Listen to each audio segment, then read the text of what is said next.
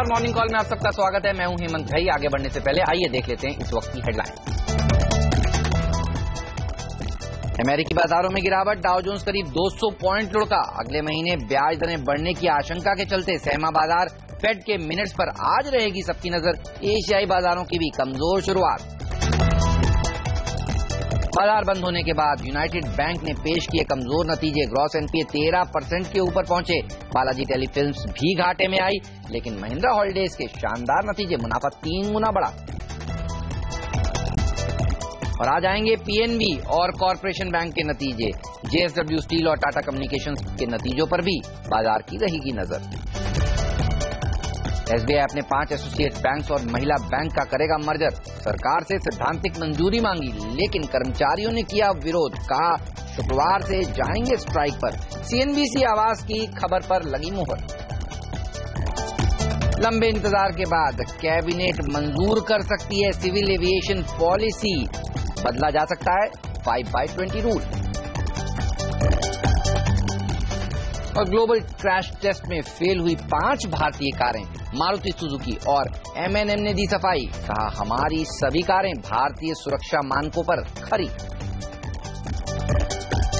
बेहद कमजोर ग्लोबल संकेत आपको देखने को मिलेंगे। आप देखिए यूएस में गिरावट देखने को मिली। एशियाई बाजार इस समय खुले हैं तो गिरावट के साथ कारोबार कर रहे हैं और एसजीएक्स निफ्टी भी यही संकेत दे रहा है कि एक अच्छी तेजी के बाद आज एक गिरावट वाली शुरुआत हो सकती है। करीब करीब 60 अंक नीचे एसजीएक्स निफ्टी कारोबार कर रहा है। अनिल सिंघवी की राय आपको पहले बता दें कि क्या है। वो कह रहे हैं कि बेचकर चलना चाहिए और ध्यान रखिए कल वो कह रहे थे कि 7,925 के ऊपर जाने में काफी मुश्किल आ सकती है। वो एक सही लेवल है जहां बिकवाली करनी चाहिए। और आप देखिए ऊपरी स्तरों से कल बाजार हल्के होते हुए नजर भी आए थे। सेकेंड हाफ में विस्तार से अनिल सिंघवी से बात करेंगे, लेकिन पहले बात करते हैं ग्लोबल मार्केट्स की। वापस डर हो गया है कि अगले महीने जून में ब्याज दरें यूएस में बढ़ सकती हैं। किसने ये बयान दिए, क्यों ये डर फैला, चलिए इस सब पर बात करते हैं। हमारे साथ डिम्पी कालरा जुड़ चुके हैं। डिम्पी, पहले लग रहा था कि दिसंबर में शायद नवंबर में ब्याज दरें बढ़े, लेकिन फिर से डर यही कि शायद अगले महीने ही ब्याज दरें बढ़ जाएं। ये बताइए किसने बयान दिया? ये कह सकते हैं कि सोया हुआ भूत जो है फिर से जाग गया है।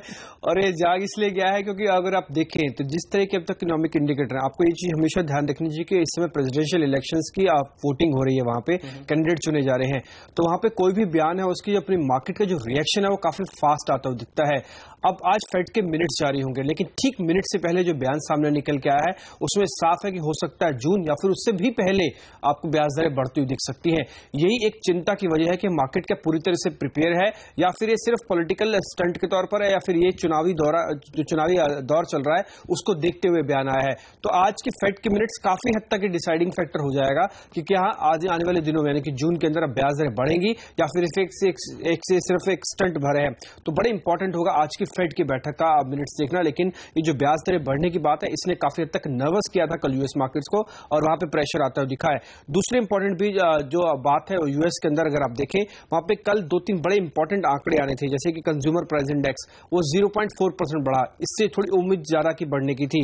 अप्रैल में इंडस्ट्रियल प्रोडक्शन आंकड़े क्या आए, वो 0.7% की बढ़ोतरी हुई। इससे थोड़ी सी ज्यादा की उम्मीद थी, यानी कि दो इकोनॉमिक इंडिकेटर्स भी आए हैं वो भी उम्मीद से थोड़े से कम रहे हैं। इसकी वजह से भी हमने काफी हद तक दबाव बनते हुए दिखा है।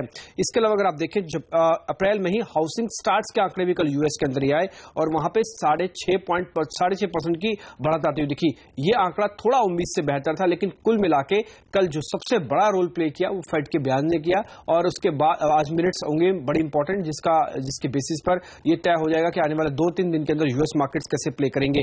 थोड़ी देर पहले ही आप नीचे फ्लैश भी देख पा रहे हैं कि जापान के इकोनॉमिक डाटा आए हैं, उसमें जो जीडीपी ग्रोथ रही है क्वार्टर ऑन क्वार्टर बेसिस पर 0.4% की रही है।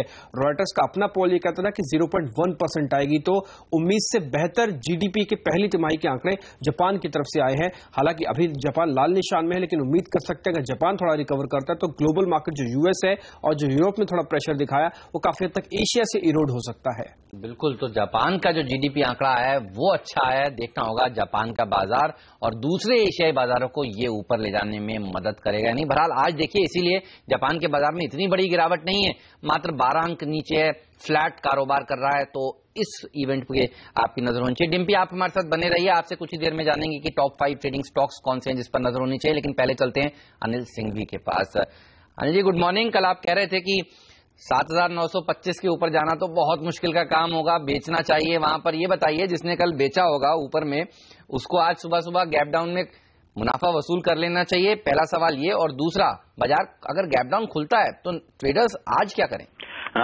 बिल्कुल सही सवाल है हेमंत कि अगर कल बिकवाली हुई है और कल 7,950 के ऊपर की उम्मीद नहीं थी, वो स्टॉप लॉस लेवल था, तो उसके नीचे ही रहा है निफ्टी और ऊपरी स्तरों से फिसला है, लगभग 50 पॉइंट नीचे आकर बंद हुआ है। तो आज अगर 40-50 पॉइंट और नीचे जैसा एसजेएक्स निफ्टी दिख रहा है, यानी कि पहला लेवल जो सपोर्ट का दिखेगा 7,850 का, अगर उसके भी नीचे खुले थोड़ी देर टिक जाए तो फिर आपको खरीदारी करने के लिए थोड़ा और इंतजार कर लेना चाहिए। जितना 7,800 के नजदीक खरीदेंगे उतना बेहतर है। तो गैप डाउन ओपनिंग होने की संभावना पूरी है। और कल भी हम यही बात कर रहे थे कि ओपनिंग से ज्यादा अहमियत क्लोजिंग की रहेगी। जब तक 7,900 के ऊपर की क्लोजिंग न मिले तब तक बाजार रेंज के बाहर निकलने के लिए तैयार नहीं होता दिख रहा है। तो ऊपरी स्तर पर जो कॉन्ट्रा कॉल लेकर शॉर्ट पोजीशन बना रहे हैं वो मुनाफा कमा रहे हैं। आप देखिए यूएस भी ऐसा ही हो रहा है, एक दिन 200 पॉइंट ऊपर, एक दिन 200 पॉइंट नीचे। तो चाल ग्लोबल मार्केट्स की, हमारे बाजारों की बहुत साफ है, नहीं है, रेंज में अटके हुए और इस रेंज में बड़े उतार चढ़ाव के साथ ट्रेड कर रहे हैं। तो अब आज दूसरा तरीका ये हो सकता है, बहुत गैप से खुल जाए तो 7,800 के आसपास थोड़ी खरीदारी की जा सकती है। 25 पॉइंट नीचे 7,775 पर स्टॉप लॉस लगा लें और फिर से 50-75 पॉइंट के मुनाफे के लिए ट्रेड किया जा सकता है। बैंक निफ्टी नीचे की तरफ 16,700 16,600 के आसपास स्ट्रॉन्ग सपोर्ट ले रहा है और ऊपर की तरफ 17,000 16,900 की रेंज है जिसके पार जाना मुश्किल होता दिख रहा है। तो बैंक निफ्टी को भी आपको इसी ट्रेडिंग रेंज में ट्रेड करते हुए नजर आएंगे। तो बेसिकली कमाने का एक ही तरीका है इस मार्केट में, कॉन्ट्रा कॉल लेकर, जो कि जनरली स्किल ट्रेडर ही कर पाते हैं, हर एक के बस की बात नहीं होती क्योंकि हिम्मत चाहिए उसके लिए।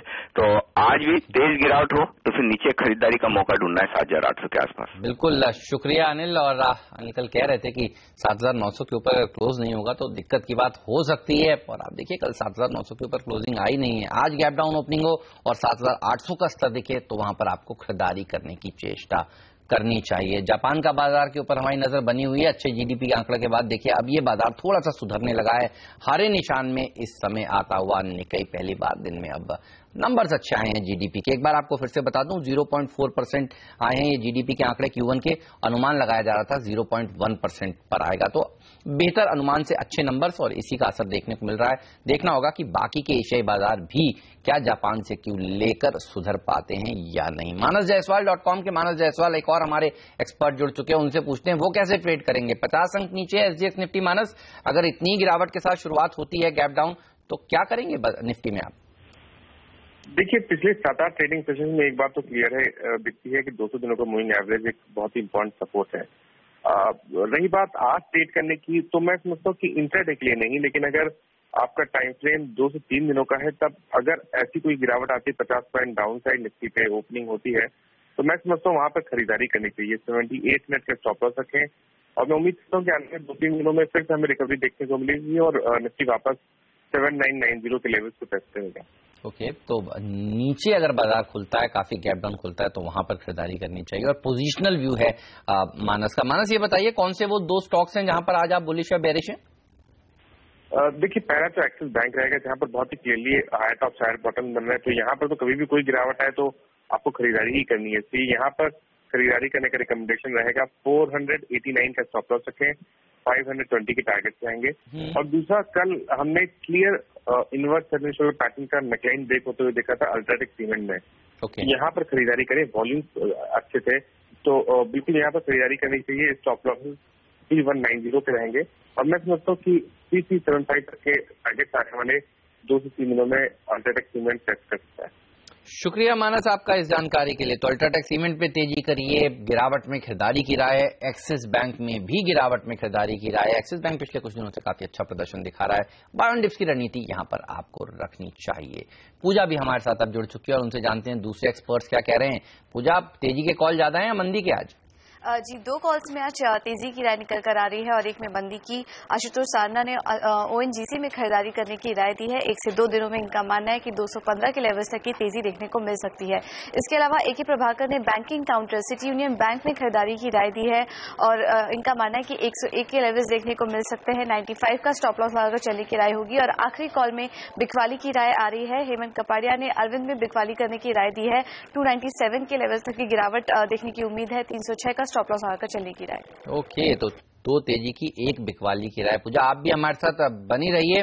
बात करते हैं आज की सबसे अहम कैबिनेट की बैठक पर। जी हाँ, आज कैबिनेट की बैठक होने वाली है। सुबह फर्स्ट हाफ में ये बैठक होगी और माना जा रहा है कि सिविल एविएशन पॉलिसी में को मंजूरी इस बार मिल सकती है इस बैठक में। सीएनबीसी आवाज की एक्सक्लूसिव खबर है और बता रहे हैं, हमारे साथ जुड़ चुके हैं दिल्ली से हमारे ब्यूरो चीफ लक्ष्मण रॉय। लक्ष्मण, बताइए कैबिनेट के एजेंडे में है ये और क्या पास हो सकता है? हालांकि कैबिनेट की बैठक में एविएशन पॉलिसी को मंजूरी मिलने की पूरी संभावना है, लेकिन ये मैं साफ कर देना चाहूंगा कि कैबिनेट का जो एजेंडा अब तक तैयार किया गया है उसमें औपचारिक तौर पर एविएशन पॉलिसी को शामिल नहीं किया गया है, लेकिन सूत्र ये बता रहे हैं कि बैठक के दौरान इन वक्त पर इसको एजेंडे में शामिल किया जा सकता है। अगर इस प्रस्ताव को मंजूरी मिल जाती है तो 3 बड़े फैसले होंगे एविएशन सेक्टर में। पहली बात, जो सबसे विवादास्पद कानून है 520 कानून, उसको रद्द किया जाएगा और उसकी जगह 020 लाया जाएगा। 520 कानून के तहत क्या होता है कि कोई भी घरेलू एयरलाइंस अंतर्राष्ट्रीय उड़ान तब तक नहीं भर सकती है जब तक कि उसके पास 5 साल का अनुभव ना हो और उसके पास 20 एयरक्राफ्ट ना हो। तो इस कानून को खत्म कर दिया जाएगा और ये कहा जाएगा कि अब अंतर्राष्ट्रीय उड़ान भरने के लिए किसी भी तरह के अनुभव की जरूरत नहीं है। सिर्फ आपके पास 20 एयरक्राफ्ट हैं तब आप अंतर्राष्ट्रीय उड़ान भर सकते हैं, या फिर आपके पास जितने भी एयरक्राफ्ट हैं उसका 20% अगर आप घरेलू एयरलाइंस में इस्तेमाल करते हैं तो आप अंतर्राष्ट्रीय उड़ान भर सकते हैं। दूसरा जो फैसला होगा वह है कि क्षेत्रीय कनेक्टिविटी यानी स्थानीय इलाकों में हवाई सफर कैसे मुहैया कराया जाए, उसको बढ़ावा देने के लिए कई सारी रियायतें की जा सकती है। और तीसरा जो बड़ा फैसला होने की संभावना वो ये है कि अंतर्राष्ट्रीय रूट पर जो सीटों का बंटवारा होता है वो सीटों का बंटवारा नहीं होगा बल्कि सीटों की नीलामी की जाएगी। ये अपने आप में एक बड़ा कदम होगा जो कि भारत में शायद पहली बार ऐसा हो रहा होगा। तो इन कुछ महत्वपूर्ण प्रस्तावों के साथ नई सिविल एविएशन पॉलिसी को कैबिनेट से मंजूरी मिल सकती है। बिल्कुल, शुक्रिया लक्ष्मण। काफी समय से इंतजार हो रहा है इस पॉलिसी का, बस अपेक्षा करें जैसा कि आप कह रहे हैं कि अभी तक एजेंडे में नहीं है, एजेंडे में आ जाए और ये इस बार पास हो जाए। कहीं इस बार भी टली तो एक्सपेक्टेशंस यहाँ पर काफी सारी लगी हुई हैं। तो नजर रखिएगा आज किस तरह से रिएक्ट करते हैं jet, spice jet, InterGlobe aviation के स्टॉक्स इस पॉलिसी पर। लेकिन कल ही सीएनबीसी आवाज ने दोपहर में आपको बता दिया था कि एसबीआई अपने एसोसिएट बैंक्स के साथ विलय करने वाला है, महिला बैंक का भी विलय होगा। और कल देर शाम आपने देखा एसबीआई ने इस बात की पुष्टि करी। कल हमने आपको दिन में बताया था कि बैंक बोर्ड ब्यूरो की अहम बैठक मुंबई में चल रही है और इस बैठक के आउटकम के बाद ये फैसला हो जाएगा कि ये विलय होने वाला है। आपको बता दें कि एसबीआई चेयरमैन अरुंधति भट्टाचार्य ने यहां पर इस मामले पर क्या बात कही, आइए सुनाते हैं आपको। We've just applied to the government, which we are required to do under Section 35(1) of the SBI Act, for in principle approval for starting these negotiation talks for the merger. So that's what's been sought for now. But obviously the intention is that yes, we will merge these banks. The benefits will be very huge because if you take into account the huge amount of overlaps that we have. Today, for instance, there are 6 treasuries running. So that will get reduced to 1 treasury. Balance sheet size will be around 37 lakh crores. Right, और आपको ये भी बता दें कि इस विलय का विरोध कर रहे हैं कर्मचारी और उन्होंने कहा है कि वो शुक्रवार से देश भर में स्ट्राइक पर जाएंगे। तो देखना होगा कि ये विलय होता है नहीं। कई सालों से इसके ऊपर भी बातचीत चल रही है, लेकिन बैंक बोर्ड ब्यूरो का गठन होने के बाद तेजी से इसके ऊपर काम होता हुआ नजर आया है। आज फिर रखिएगा नजर, ये 3 जो लिस्टेड बैंक्स हैं एसबीबीजे जैसे शेयर, कल हमने देखा था जब सीएनबीसी आवाज ने आपको जानकारी दी थी तो एक अच्छी खासी रैली 8-10% की इन स्टॉक्स में देखने को मिली थी। तो देखना होगा कि आज फॉलो अप बाइंग इन बैंक्स में बनती है या नहीं। जी हाँ, ये देखिए एसबीबीजे करीब 3-3.5% ऊपर था। स्टेट बैंक ऑफ ट्रेवनकोर 10% की मजबूती दिखा रहा था। इन तमाम शेयरों में आज किस तरह का प्रदर्शन देखने को मिलता है। स्टेट बैंक ऑफ मैसूर भी देखिए 12% ऊपर जाकर बंद हुआ है। इनके ऊपर भी आज नजर रहने वाली है साफ तौर पर। लेकिन और कहां पर आज आपकी नजर होनी चाहिए, कौन से इंपॉर्टेंट इवेंट्स हैं आज के लिए, आइए आपको ये बता देते हैं। जी हाँ, आज कैबिनेट की बैठक तो होने ही वाली है। एविएशन पॉलिसी को देखना होगा इसमें मंजूरी मिलती है नहीं, लेकिन आज जो एप्पल के सीईओ हैं टिम कुक वो मुंबई में पहुंचे हुए हैं और उनकी मुलाकात होने वाली है दिग्गज इंडस्ट्री के नेताओं से। Reliance industries, Vodafone, Tata group के जो चेयरमैन हैं उनसे उनकी भेंट होने वाली है और महाराष्ट्र के चीफ मिनिस्टर से भी उनकी मुलाकात होने वाली है। तो इस इवेंट के ऊपर सबकी नजर रहने वाली है और तंबाकू उत्पादकों पर जिस तरह से चेतावनी पिक्टोरल वार्निंग जारी करने की बात हुई थी, वो मामला आज फिर से हाईकोर्ट में पहुंचा हुआ है। तो देखना होगा उसमें क्या आउटकम निकल कर आता है। तो अदालत पर यह फैसला निर्भर है कि आगे क्या लेते हैं, इस पर भी आज हमारी नजर रहने वाली है। लेकिन कौन से वो 5 स्टॉक्स हैं जिस पर आज आपकी नजर होनी चाहिए, बताने के लिए हमारे साथ जुड़ चुके हैं डिम्पी कालरा। डिम्पी, बताइए कहाँ नजर है आपकी आज? बिल्कुल, एसबीआई की खबर पे तो नजर होगी और साथ ही एसोसिएट्स बैंक आज कैसे प्ले करेंगे इस पे नजर होने वाली है, क्योंकि एसबीआई पे दोनों खबर है, मर्जर की भी और साथ ही साथ विरोध की भी। तो हो सकता है थोड़ा नेगेटिव इंपैक्ट यहाँ पे आता हुआ दिखे। हालांकि ट्रेजरी में करीब 700 करोड़ का इस बार गेन एसबीआई के अकाउंट्स में जरूर आता हुआ दिखेगा। इसके अलावा डॉल्फिन ऑफशोर पे भी आपको ध्यान रखना चाहिए। कच्चा तेल तो मजबूती लगातार इन शेयर्स को प्रोपेल कर ही रहा है, लेकिन अब खबर यह भी है कि इसको $3.99 मिलियन का एक ऑर्डर भी इसको मिला है। तो डॉल्फिन ऑफशोर के लिए एक पॉजिटिव खबर है, आज एक अच्छा रिएक्शन इसमें देखने को मिल सकता है। एविएशन पॉलिसी की बात अभी थोड़ी देर पहले लक्ष्मण बता रहे थे, आप भी उसको डिफाइन कर रहे थे। आज तीनों ही शेयर, जेट, इंडिगो और साथ ही स्पाइस जेट, इन सभी पे आपको ध्यान देना होगा कि क्या ये पॉलिसी में जो भी आउटकम निकल के आएगा, आइदर पॉजिटिव और जो नेगेटिव, इसका रिएक्शन आज जरूर इस पे आता हुआ दिखेगा आपको। फिलहाल तो मोटे तौर पर यही समझा जा सकता है कि अगर पॉलिसी शामिल नहीं होती है तो ये नेगेटिव के तौर पर सामने आ सकता है। और इसके अलावा यूनाइटेड बैंक ऑफ इंडिया भी नेगेटिव ही आज होगा, वो इस वजह से क्योंकि इसके रिजल्ट्स बेहद खराब आए हैं। आप किसी भी फ्रंट पे उठा के देख लीजिए, इसके नतीजे वो बिल्कुल खराब रहे हैं। कंपनी मुनाफे से घाटे में आई है, ग्रॉस एनपीए बढ़ गया, 9 से 13 हो गया, नेट एनपीए 5 से 9 हो गया, प्रोविजनिंग बढ़ी है 4.5 से 1100 करोड़ होगी। तो हर फ्रंट पे इसके खराब नंबर्स यहाँ पे आते हुए देखे तो नेगेटिव होगा। इसके अलावा 2 बड़ी कंपनी ऑटो की, मारुति और M&M, इसके भी एक नेगेटिव खबर है, क्योंकि एनसीएपी जो कि एक एजेंसी है, नोडल एजेंसी, जो कि ये टेस्ट बताती है कि अपनी गाड़ी कितने सेफ है, उन्होंने इन दोनों की एक गाड़ी को फेल कर दिया, जिसमें मारुति की सिलेरी और इको वैन है और साथ ही आप स्कॉर्पियो, जो कि महिंद्रा की ब्रांड गाड़ी जिसे कह सकते हैं, वो भी क्रैश टेस्ट में फेल हुई है। हालांकि दोनों की तरफ से बयान भी आ चुका है कि उनके भारत मानकों के हिसाब से गाड़ी ठीक है, लेकिन फिर भी एक immediate reaction, negative reaction in दोनों में, यानी कि मारुति और M&M में देखने को मिल सकता है। राइट, चलिए, तो हालांकि कंपनियों ने कह दिया है कि भारतीय जो मानक हैं उन पर ये खरे हैं, तो ग्लोबल क्रैश टेस्ट में जरूर ये फेल हुए हैं।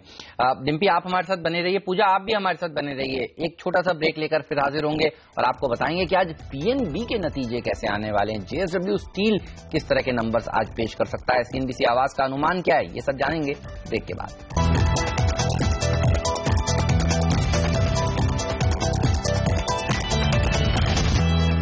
मॉर्निंग कॉल में आप सभी का स्वागत है। इस समय देखिए एसजीएक्स निफ्टी किस तरह से ट्रेड कर रहा है। जब इस कार्यक्रम की शुरुआत हुई थी 16 मिनट पहले, तब हमने देखा था एसजीएक्स निफ्टी में करीब 65 अंक की गिरावट देखने को मिल रही थी और अब आप देखिए ये सुधार दिखा रहा है।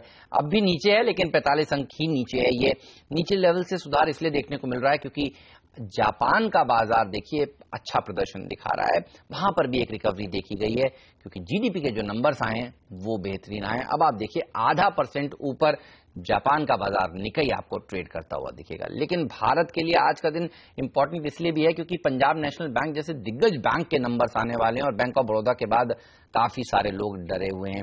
इसके अलावा जेएसडब्ल्यू स्टील के नंबर्स भी आ जाएंगे। कैसे रह सकते हैं नंबर्स, बताने के लिए हमारे साथ जुड़ चुके हैं फिर से पूजा और डिम्पी। सबसे पहले पूजा बताइए, पीएनबी से क्या एक्सपेक्टेशंस हैं?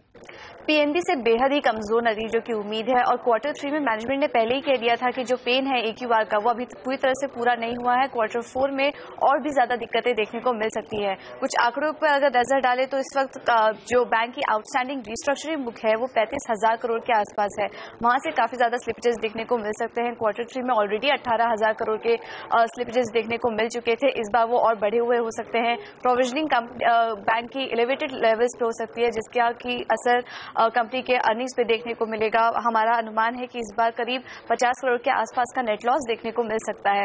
इसके अलावा जो ग्रॉस एनपीए के आंकड़े हैं वो ऑलरेडी 8% के आसपास पहुंच चुके हैं, इस बार उसमें और ज्यादा बढ़ोतरी देखने को मिल सकती है। तो कमजोर नतीजे रहेंगे पंजाब नेशनल बैंक के। तो कमजोर नंबर्स रहेंगे पंजाब नेशनल बैंक के, लेकिन जेएसडब्ल्यू स्टील के नंबर्स कैसे रह सकते हैं डिम्पी? थोड़े कमजोर ही रहेंगे हेमंत, क्योंकि अगर आप इनकम के लिहाज से देखेंगे तो 14% इस बार कम आएगी इनकम, और 12,000 से घटकर सीधा 10,000 की कैटेगरी में पहुंचेगी। ऑपरेटिंग प्रॉफिट्स भी करीब 7% के आसपास इस बार घट जाएगा, और साथ ही अगर आप मार्जिन देखेंगे वो भी 13 से सीधा आपको घटते हुए दिखेंगे। तो कुल मिला के ये कह सकते हैं कि आप पे थोड़ा सा दबाव ही आपको रहता हुआ दिखेगा। लेकिन प्रॉफिट्स आप थोड़ा कंपेयर इसलिए न करें क्योंकि स्ट्रीट काफी हद तक डिवाइडेड है। 215 करोड़ के घाटे से 20 करोड़ के प्रॉफिट में है, इसलिए प्रॉफिटेबिलिटी को छोड़ते हुए ये आंकड़ा चेक करें कि क्या 10% से ज्यादा की गिरावट, 14% से ज्यादा की गिरावट तो नहीं आती, इनकम के अंदर कम आती है, तो उसको पॉजिटिव समझ लें। दो इंपॉर्टेंट चीज इसके रिजल्ट्स में थी, क्योंकि रियलाइजेशन तो खराब है ही, यानी कि दाम नहीं मिल रहे हैं, लेकिन मार्जिन और वॉल्यूम के दम पर कंपनी ने बैलेंस शीट्स काफी हद तक ठीक करने की कोशिश की है। जैसे कि अगर आप वॉल्यूम्स पर देखेंगे वो करीब 6% का आया है, और साथ ही मार्जिन की अगर आप बात करें तो इंप्रूव इसलिए क्योंकि कोल के जो दाम है वो कम हुआ है, जो कि स्टील के लिए एक बड़ा इनपुट होता है।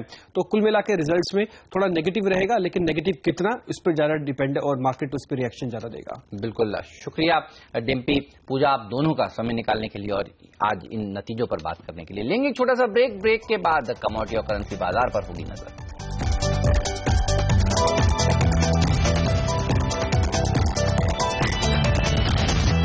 स्वागत है आप सभी का CNBC आवाज पर। 2 दिन से लगातार देखिए कच्चे तेल में अच्छी रैली देखने को मिली है। $50 के आसपास इस समय ब्रेंट क्रूड ट्रेड कर रहा है। यहां से आगे कितना जा सकता है कच्चा तेल, इस पर बात करते हैं। हमारे साथ कार्बी कॉर्पोरेट की प्रिया चौधरी जुड़ चुकी हैं। हाय प्रिया, गुड मॉर्निंग। बताइए कच्चे तेल पर क्या व्यू बन रहा है? Good morning Hemant. कच्चे तेल की अगर बात करें तो आज भी मुझे लगता है कि ये बढ़त देखने को मिलेगी, क्योंकि नाइजीरिया की तरफ से प्रोडक्शन डिस्ट्रप्शन हो रहा है, वहीं वेनेजुएला में भी पॉलिटिकल इंस्टेबिलिटी बढ़ रही है। और अगर आज जाने वाले क्रूड इन्वेंट्री की बात करें तो उसमें भी एक्सपेक्टेशन है कि प्राइस के लिए पॉजिटिव रहेगा। तो ओवरऑल पॉजिटिव सेंटिमेंट देखने को मिल रहा है। तो मुझे लगता है कि अगर 3190 का लेवल मिलता है तो वहां से बाय करें, टारगेट 3250 करके, और स्टॉप लॉस 3165 का मेंटेन करें। ऑलराइट, शुक्रिया आपका इस जानकारी के लिए। लेंगे एक छोटा सा ब्रेक, कहीं मत जाइए, बने रहिए CNBC आवाज के साथ। ब्रेक के बाद नीरज और डिम्पी हमारे साथ जुड़ेंगे और वो बताएंगे आपको आज 20 इंटरेस्टिंग स्टॉक 2020 के आइडियाज। नमस्कार।